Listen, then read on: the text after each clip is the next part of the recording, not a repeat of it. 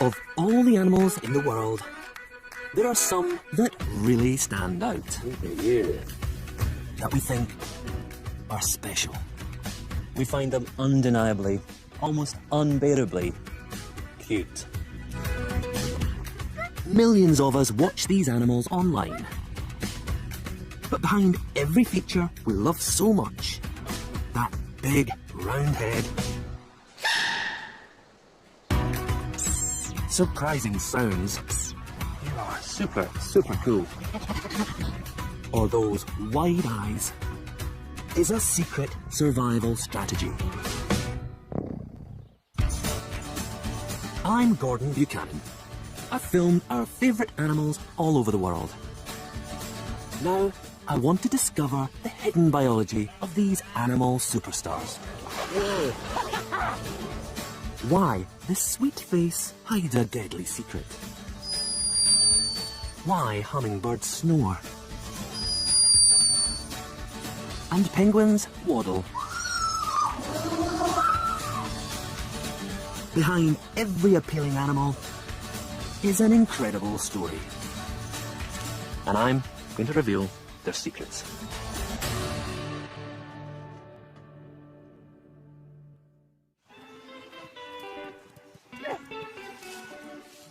If you took a poll of the top 20 animals on the planet, I reckon these guys would be right at the top. They are fantastic. Those enormous ears, their trunks, beautiful eyes. I just love them. But we've all got our own favourites. Animals we find irresistibly appealing. Hello.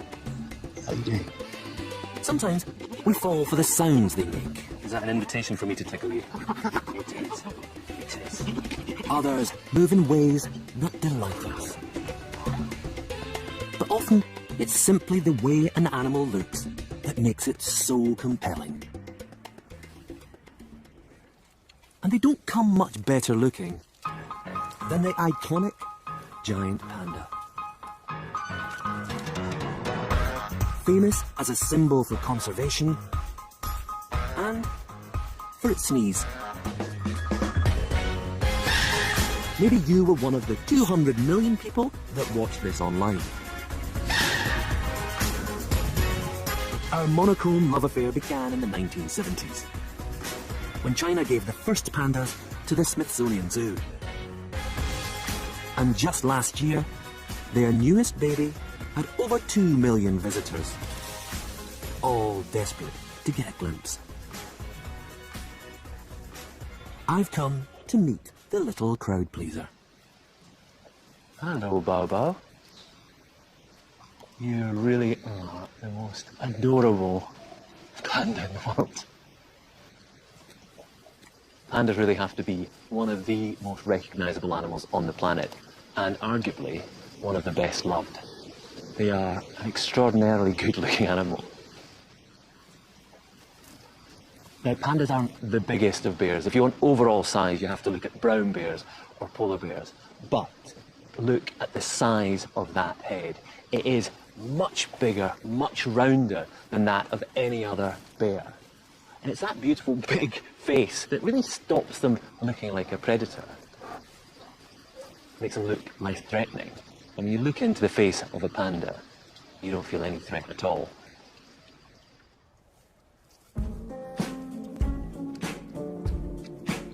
It's her beautiful face that makes little Bao so appealing.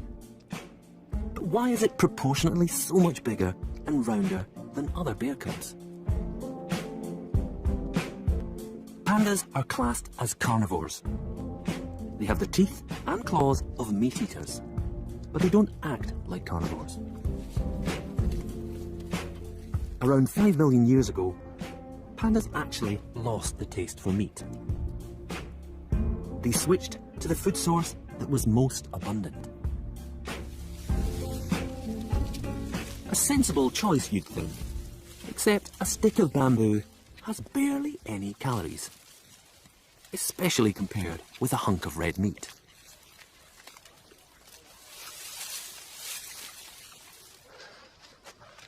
So the panda is a carnivore that has gone vegetarian, and it has chosen one of the toughest food sources around. This stuff, bamboo. They don't just eat these nice leaves, which, to me, pretty unappetizing. They will grind and pulverize even the thickest stems. Oh my goodness. You get into this stuff, look at all those splinters.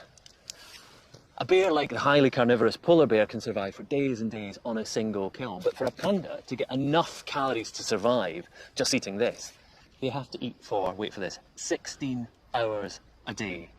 Breakfast, lunch and dinner is bamboo. So to cope with the challenges of a bamboo diet, the panda's body has had to change, adapt and evolve to deal with it. Their stomach lining has grown thicker to deal with all those splinters. But it's the skull that has changed most dramatically. Just looking at this skull, you can see that it's unlike the skull of any other bear. The bone itself is much denser, thicker and wider, and that allows these huge jaw muscles to attach. This gives the panda a stronger bite force than a polar bear. And it's this bamboo diet that has created this massive head. A massive head that has such an extraordinary appeal for us. The irony is, when covered with fur, this mass of muscle and bone looks like a teddy bear. And Bao Bao's markings only make her more appealing.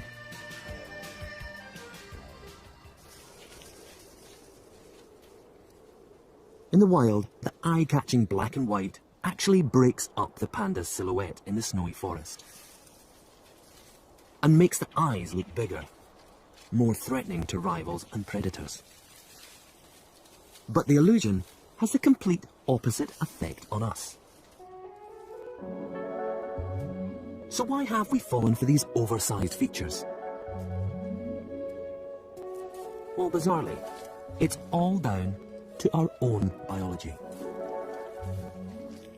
Big eyes trigger exactly the same emotional response in us as when we see the panda's oversized head. And that's really because of the way that we respond when we see our own babies. We're all born with these big heads and big eyes. And when we see those features, our nurturing, caring instincts spring into action. At the sight of Bao Bao's big, baby-like head, blood rushes to our midbrain, part of the brain's pleasure center. A flood of dopamine is released, one of the hormones produced when we fall in love. This chemical reaction creates emotions. It's what makes us go all gooey. Psychologists call it the cute response, and the cute response is so powerful, primitive and deep-rooted that it can be triggered when we see those features in other species, in animals. Our love of the panda is down to our evolutionary hardwiring. We just can't help it.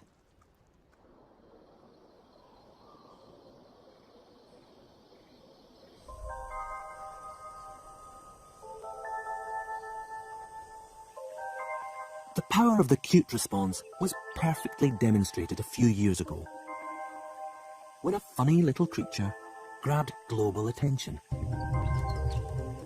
But I warn you, it's not as sweet a story as it seems.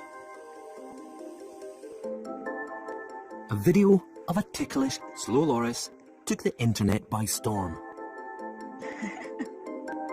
6 million hits. We couldn't get enough of this wide-eyed little gremlin. For loris expert Anna Nikaris, the overnight celebrity came as a bit of a shock. Slow lorises are very rare in the wild, and so until about 10 years ago, hardly anyone had heard of a slow loris, and then they became one of the most popular animals on the internet. For many people, a slow loris is a quintessentially cute animal. Its head is like a little round ball on top of a round body, and it's just got a really sweet, innocent, cute face. But like the panda, it's the loris's biggest feature that makes it so appealing. Its huge eyes. They send our cute response into overdrive.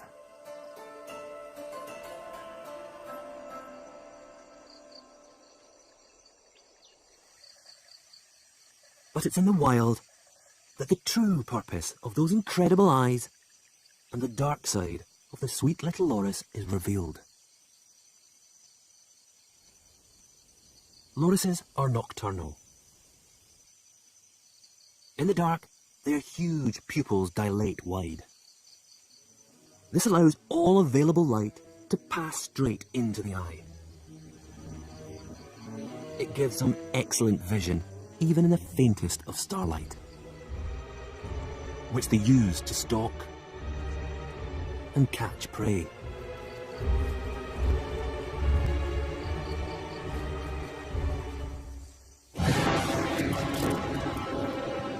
They may look really cute, but when they grab their prey, they're very vicious, and the first thing they do is shred its head off, and very proudly they lick it like a little lollipop and eat the entire thing, all the wings, all the bones.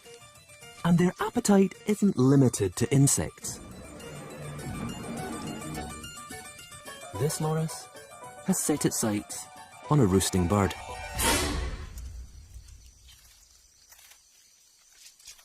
If that isn't enough to put you off your dinner, they have an even more unsavoury skill. What strikes one most if you see a slow loris is that they have a long back with a dark stripe. And when they climb, they move like a snake. Their spine moves in an S shape. And if you try to catch one, they hiss at you just like a snake. They raise their arms above their head and they form a hood above their head like a cobra. Because the internet cutie is the world's only venomous primate. Lorises secrete an oil from their elbow, which, when mixed with their saliva, creates a deadly cocktail. Limb, who've lost fingers, people who've nearly died, and people who have died from their bite. So it's an animal you don't want to mess with, despite the fact it looks so appealing. So, probably best not to tickle one then. In the case of the slow loris, our instinctive cute response is actually misleading us. We see those big eyes, we imagine the loris is completely harmless, we want to care for it, we even want to own one as a pet. And clearly, as the world's only venomous primate, it's not the best animal to have around the house.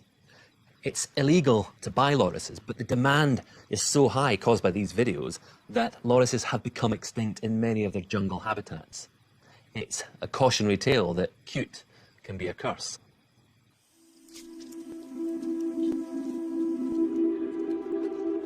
Oversized heads and big round eyes push our biological buttons. But the power of the cute response doesn't stop there.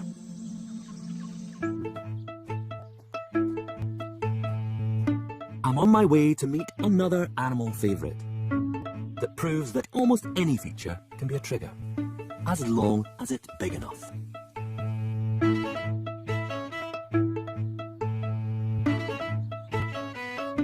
This is a fennec, smallest member of the fox family, weighing less than a bag of sugar. But it's not its size that's made the fennec famous. Those are.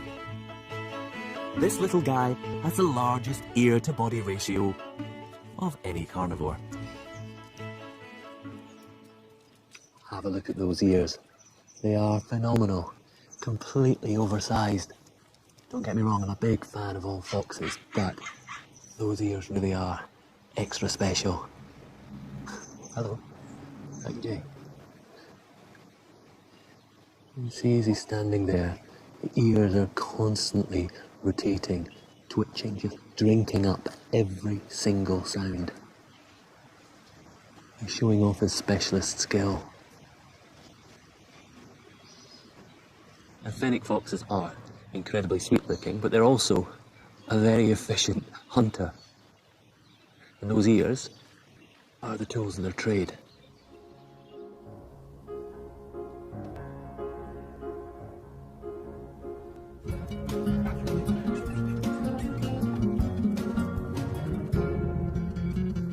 Fennec foxes live out in the shifting sands of the Sahara.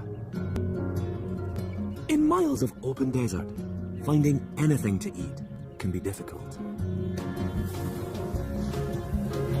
A game of hide and seek. But fennecs have two unfair advantages.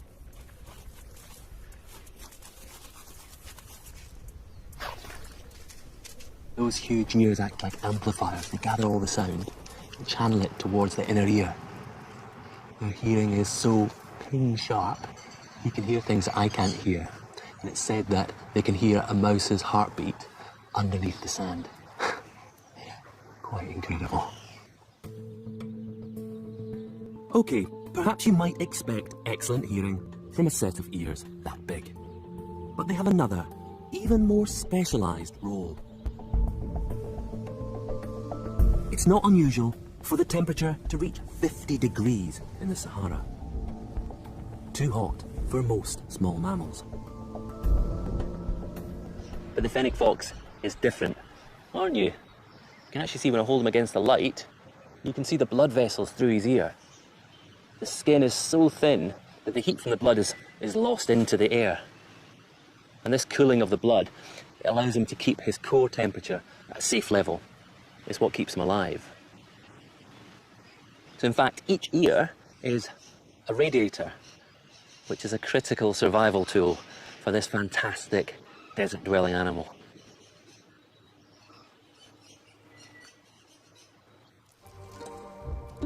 Facial features are clearly a key factor in deciding which animals we find cuter than others. But there's one last physical attribute that tops them all. An animal can have the biggest eyes, roundest face, but if it's not furry, then forget it.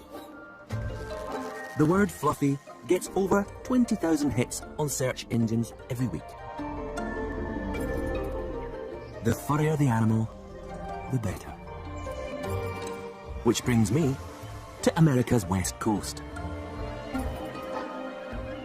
We associate fur with comfort, softness and warmth, and it's no surprise really that the animals with most fur live in cold places. So why then am I here in California? Well, the answer to that is that the furriest animal on the planet lives just out there.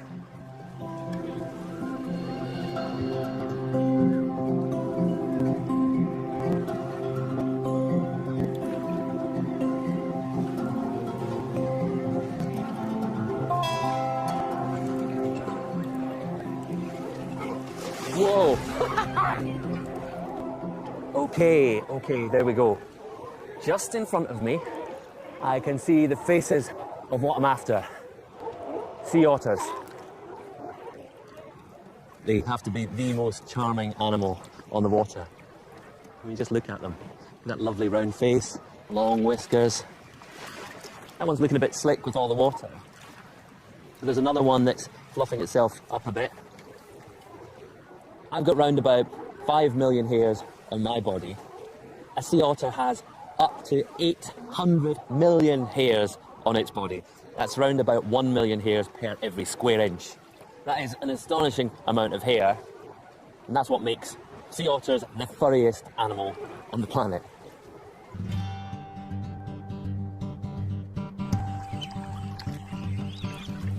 There are 12 other species of otter around the world, all with impressive fur. But it's not nearly as dense as their Californian cousins. So just why is a sea otter so furry? Sea otters spend 95% of their lives in the water. The ambient temperature is really quite warm, but the water itself is quite chilly, maybe around about 10 degrees. If I fell in there, I probably wouldn't last that long. Other sea creatures like sea lions, walruses, they've got blubber. It's this thermal layer that protects their bodies. Sea otters don't have the luxury of blubber, but what they do have is fur. Lots and lots of fur. What we see are the long, tough guard hairs. They provide a barrier, but aren't completely waterproof. Below is the otter's secret weapon. A dense, soft underfur. By rolling, rubbing and fluffing, they push and trap air in between their fur fibres, which stops cold water ever reaching their skin. But a sea otter's coat is more than just a dry suit. It plays another fundamental role in their survival out at sea. Sea otters are the most recently evolved marine mammal, and so they're not as fast as seals and sea lions in terms of their ability to catch, swimming fish. Here in California, they eat somewhere between 60 and 65 different species of prey items, typically crab, sea urchin, clam, mussel. One of the adaptations that sea otters have for eating these hard-shelled prey items is that they're tool users. In some cases, it's as simple as picking a rock up off the bottom of the ocean and cracking clams or mussels. But in other situations, it can be much more complex. We've seen otters that use things like bottles as either a hammer or an anvil. They might bang hard-shelled items against docks or boats. Clever stuff. But what's truly ingenious is how the fur comes into play. Using a tool in the middle of the ocean would be almost impossible. But all that trapped air makes the otter buoyant. And its stomach, a floating work surface, from which they can consume up to 25% of their body weight in one day. So keeping this fantastically useful fur in tip-top condition is crucial. This pup will rely on mum to keep it warm, dry and afloat until it learns to groom for itself. But sometimes babies are orphaned or abandoned. And Carl and his team are called in. At the Monterey Aquarium Sea Otter Programme, Carl takes in pups as young as a day old. When we get a stranded pup, all we're trying to do is basically rehydrate the pups, start them on a bottle feeding formula.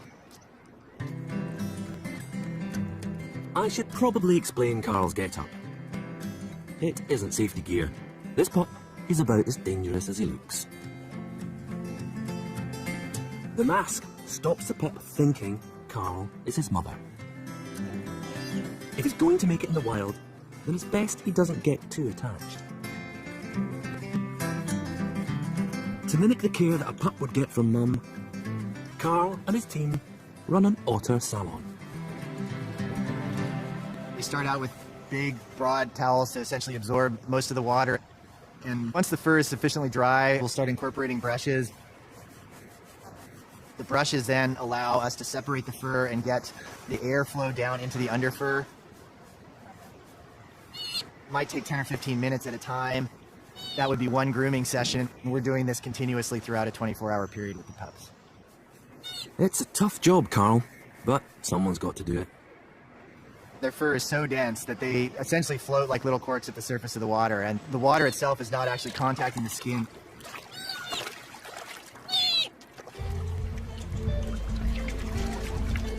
By the time he's released back into the wild, the pup will have learned all the skills he needs. And his incredible fur will help him survive life as a wild otter out in the bay. For the panda, loris, fennec, and sea otter, supersized features are vital. They will allow them to live in very different and challenging environments, to find food and keep their body temperatures in check. But appeal isn't always just about looks. Sometimes it's the way an animal behaves that makes it a favourite. Elephants don't have big forward-facing eyes. They're not furry. They're hairy, but not fluffy. And I'd argue with anyone that says this isn't cute. So something else is going on here. Something else is triggering the cute response. And I think a lot of it is to do with that nose.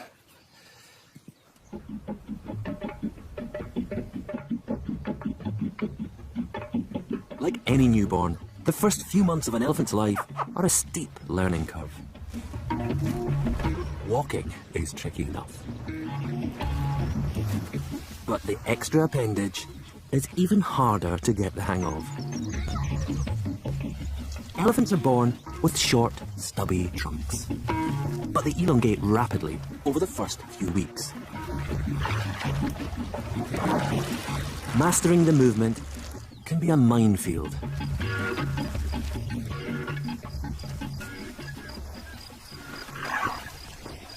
Baby elephants aren't born trunk trained for the first few months. An elephant's trunk has a mind all of its own. And to watch a baby elephant learn to use its trunk has to be one of the most endearing things in nature.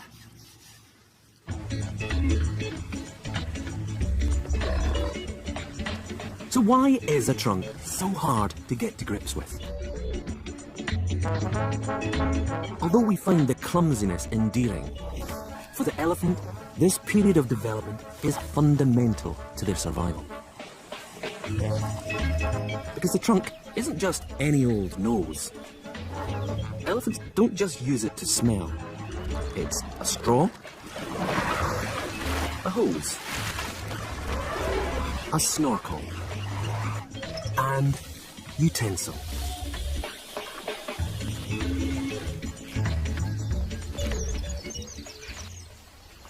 While almost every other limb in the animal kingdom uses muscle and bone together to create fine movement, an elephant's trunk is different. It has no bones. Instead, muscles alone have to stretch, contract, work with and against each other. It's called a muscular hydrostat. Your tongue is another example. Tongues use 8 muscles. But for a trunk to perform all the tasks an elephant needs, well, it takes just a few more. I've got just short of 650 muscles in my entire body. An elephant, in its trunk alone, has up to 40,000 different muscles. And it has to use each of those muscles in different combinations for different tasks. It makes learning to ride a bike look really rather easy. Getting the muscle combination right is all about trial and error. It takes practice to master the movement of the most complex and useful nose on the planet. By the time an elephant is just 1 year old, they can use that trunk for drinking, lifting, pulling, twisting, even the most precise of movements. So they're really not such slow learners after all. The way an animal moves can be just as appealing as how it looks. Our emotional response is amplified when it's a young animal learning how to get this movement just right.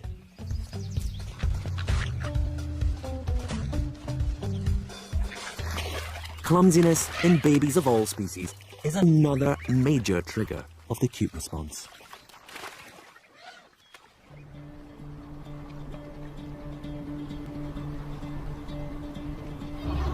Which probably explains why we love penguins.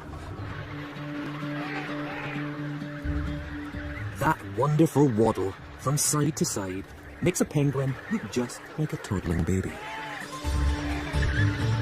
But unlike our early teetering, a waddle isn't part of a learning process.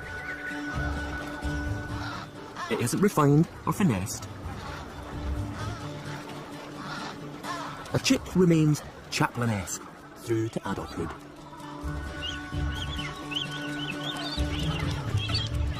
Most animals have evolved to get themselves from A to B efficiently. So why do penguins resort to waddling? Well, although they breed and bring up their chicks on land, most of their lives are spent in the ocean.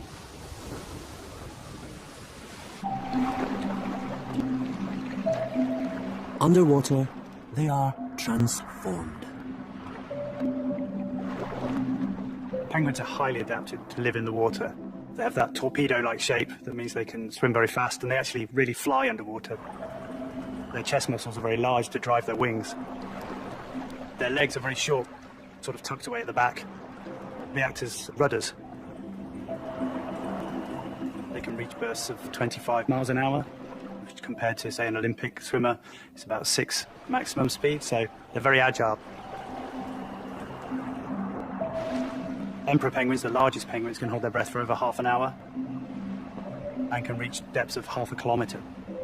So they're very accomplished divers and very accomplished swimmers. Underwater, a penguin is a torpedo in a tuxedo. But on land, these fantastic adaptations prove, well, to be a bit of a problem. Short legs and big feet don't help cover distance. The waddle was written off as an evolutionary handicap. Scientists thought that waddling was very inefficient originally, because if you look at the energy consumption of penguins when they're walking, it's very high. It was thought that the side-to-side motion was wasted energy. But then a study of penguin locomotion made a surprising discovery. By swinging their body weight over one foot, then using momentum to pivot onto the next, penguins barely use their leg muscles at all. So it looks very inefficient, but it can actually recover 80% of the energy it's using for each stride for the next one. So it turns out that it's the best way to get about. If you aren't built to walk, then waddling isn't a bad solution. Imagine this is a penguin waddling. Rather than moving forward and using energy to pick up legs and feet, the penguin swings from side to side. Each swing stores up energy for the next swing. That way, penguin can use momentum and gain ground. Waddling might not be the most elegant way of moving around, but a penguin's ability to waddle allows it to survive under the water and on land. And penguins aren't the only animal whose iconic movement hides a surprising secret.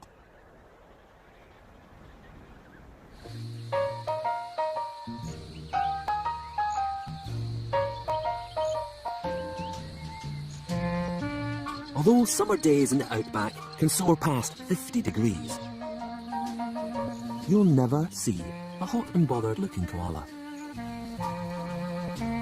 Scientists have recently discovered that koala's iconic tree cuddling holds the key to survival in the baking heat. While the air temperature sizzles, the bark of a tree can be up to 9 degrees cooler.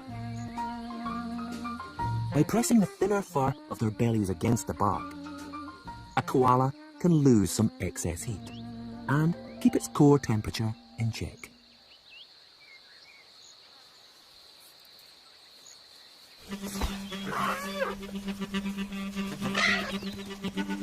We find weird and wonderful movements incredibly appealing. But for the animals, they're perfect adaptations to get them around a problem. A dexterous trunk,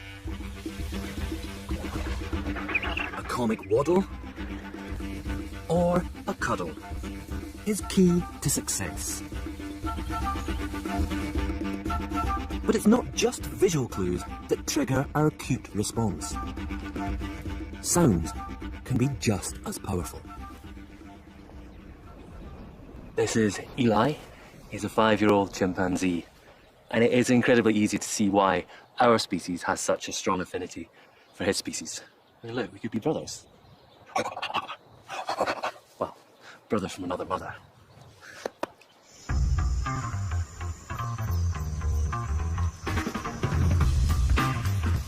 The mannerisms and expressions of apes make them a firm favourite. We are so alike. And there's one particular behaviour, a sound that we share, that's recently piqued expert interest. A troop of chimpanzees is just like any human family. They hang out, play, and they laugh.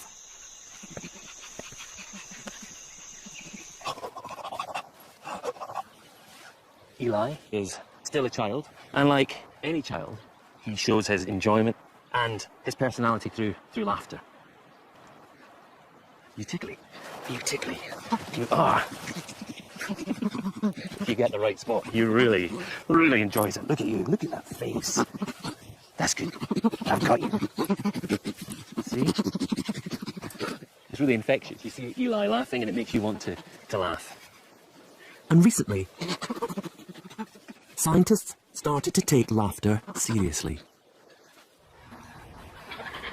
wondering whether the similarity between the sounds we make might tell us more about our own evolution.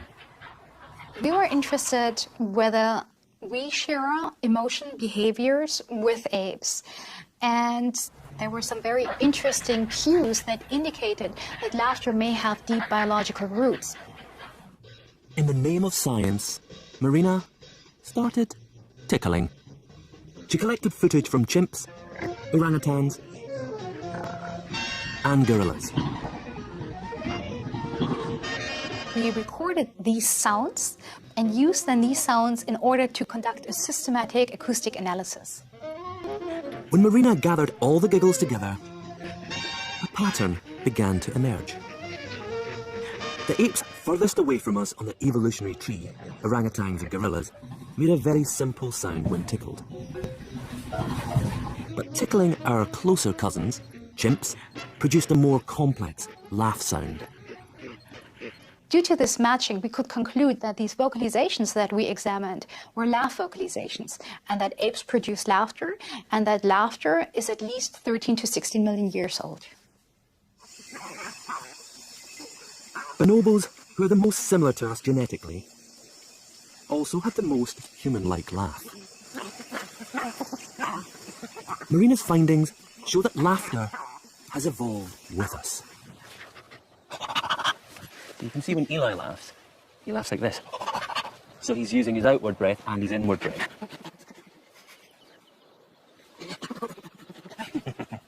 You see what's happening? When I laugh, it's on the outward breath.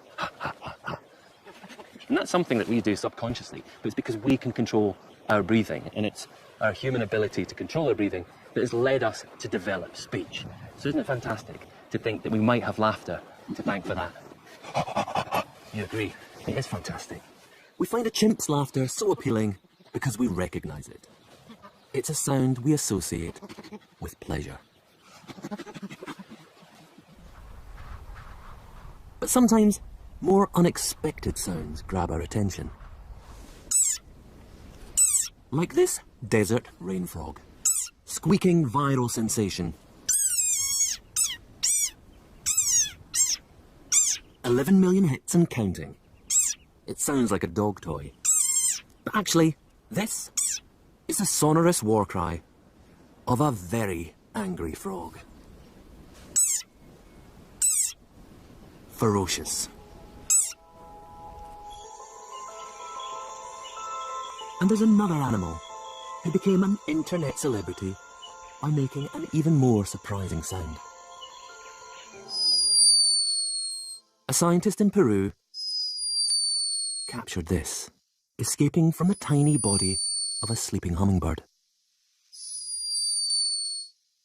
A high-pitched but unmistakable snore. Hummingbirds are loved for their beauty and speed, but this one was behaving a little bit like a human. The perfect cute response trigger. But was the online fame deserved? Is this bird really snoring?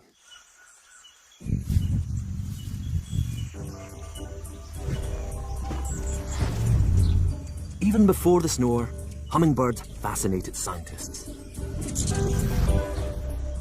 From the day I first laid eyes on them, they appeal to me because they are just such unique creatures.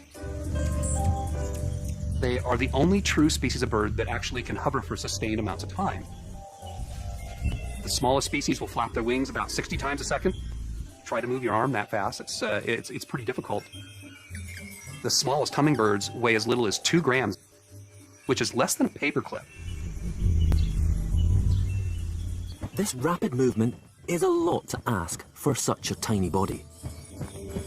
It uses up so much energy that a hummingbird needs to feed almost constantly.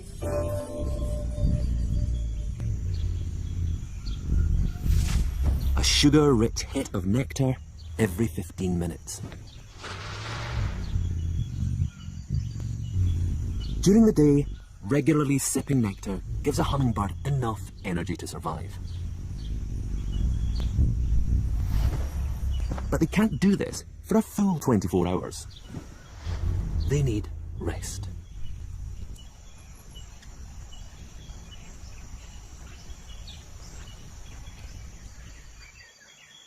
The sun's about to set, and fairly soon I'm going to want to go to sleep. That's not a problem, because through today I've taken on board more than enough calories to see me through the night. But a hummingbird has to feed every 30 minutes or so, even when it's not flying. To sleep through the night without feeding could be incredibly dangerous. So the hummingbird is left with one drastic option, and that is to shut down entirely. Their heart rate drops from 1,000 beats a minute to just 50. Their breathing becomes almost non-existent, using just enough energy to stay alive. It's called torpor. And scientists like Dawn are only now beginning to understand it. Most of what we know about torpor has been learned in the laboratory. We take a hummingbird and we will put it in what we call a metabolism chamber. We measure the oxygen content of the air. If their oxygen consumption gets really, really low so that it's even difficult to measure, then we know that the bird is in torpor. The internet footage is actually from an experiment very similar to Dawn's. The hummingbird has spent the night in torpor to save energy. But that doesn't explain the snoring.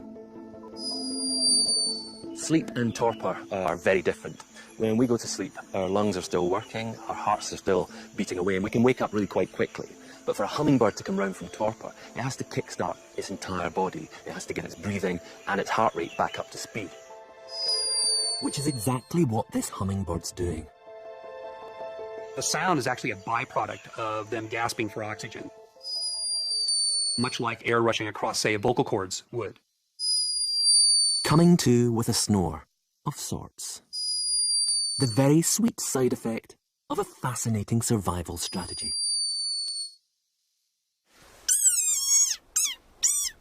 We associate high-frequency sounds with surprise, comedy.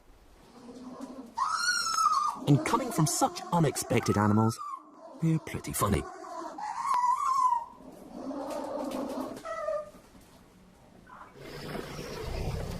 But lower frequencies are proven to be soothing, calming, opposite but equally powerful effects. And it's this soothing quality that has brought us closer to one species than any other. This is an animal that we have an especially close relationship with. Cats have lived side by side with us, sharing our homes for thousands of years. There are an estimated 200 million pet cats worldwide, and over 2 million internet cat videos. I think it's fair to say we're obsessed. They tick all the boxes. Big, forward-facing eyes, furry, elegant movement. But the greatest appeal lies in the noise they make.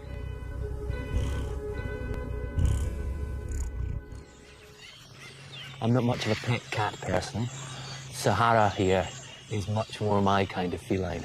She is an 8-year-old cheetah, and she is absolutely beautiful. But she's also a very powerful predator.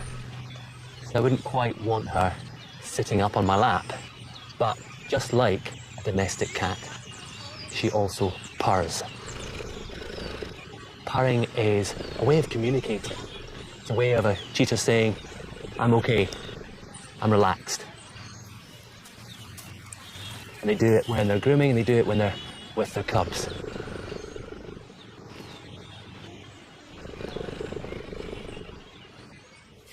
Many cat species purr. Cheetah to moggy. It's made when the muscles in the throat contract and relax, making air vibrate past the voice box. A purring cat is a happy cat, but they'll also purr when injured or unwell. And this is where it gets interesting, because purring uses energy. And why would a poorly cat waste precious resources? Her purr really is incredible. You can't just hear it, you can actually feel it thrumming and vibrating through her whole body. And new research has suggested that purring might have some hidden health benefits. The frequency of the purr is very similar to the sound waves that doctors use to help repair muscle and bone. So, while she's resting, she could very well be giving her body a once-over. It's restoration.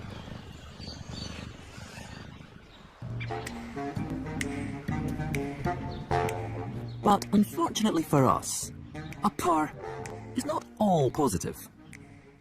Cats were first domesticated over 9,000 years ago, which means they've had plenty of time to get to know us. Perhaps too much time. Recent research discovered a second type of purr that cats use. Not to heal, but to get their own way. It's louder and more urgent. And the masterstroke is that extra high pitch. A peak of 600 Hertz, which mimics the frequency of a human baby's wail. Cats have perfected a purr that we find impossible to ignore. Using it when they want to be fed or to get a stroke. It's psychological manipulation. We are powerless to the purr. Cunning and incredibly clever.